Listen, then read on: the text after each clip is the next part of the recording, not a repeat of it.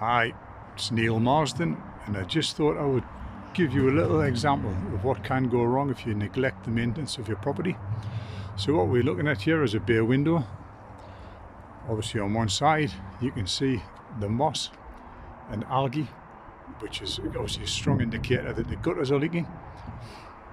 So follow this down. We see on the stone mullion, we can see the obvious damp staining. We follow it down again, it comes onto the external masonry.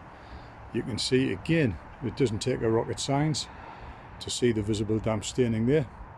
So all of this points out that there may well be a problem internally with any timbers that may be in contact. So what I will do, I'm going to take you inside. First thing I've seen, obviously there's a hole in the floor, which isn't brilliant. So we come in. Now this is a classic. What we have is a desk situated in the bare window. Now the desk wasn't designed to sit that way. What's happened, the legs have actually gone through the floor where the timbers have decayed. So now it is sitting flush with the floor.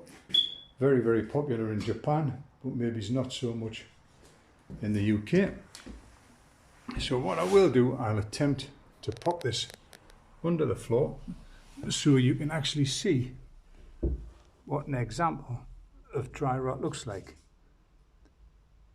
in its happy environment. So we can see the mycelium. There's evidence there of some fruiting bodies, which is the reproductive organ or part of the organism. So, sorry, I'll pop this on again. Obviously we can see the mycelium along the joist, which is fairly obvious. It obviously runs back in between the joists. There again, small sporoform or fruiting body, whichever you prefer to call it. We get underneath the joist, then you can see the extent of the decay.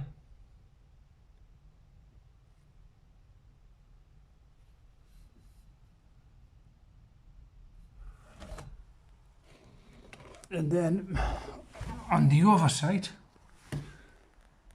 you can see where the timbers have actually collapsed and they're now lying on the oversight. Now the thing is with mycelium, we can actually peel it off. I have actually eaten this in the past. There you are. And there's a great example of mycelium. Obviously it's a massive hyphae, which then go off in search of a food source. It's actually, as you can see, it's quite a decent growth. So again, one other thing, on the floor with the red dust is the classic sign of dry rot. The spores are produced as part of the reproduction process. The skirting board's typical damage that you would see on a dry rot infection.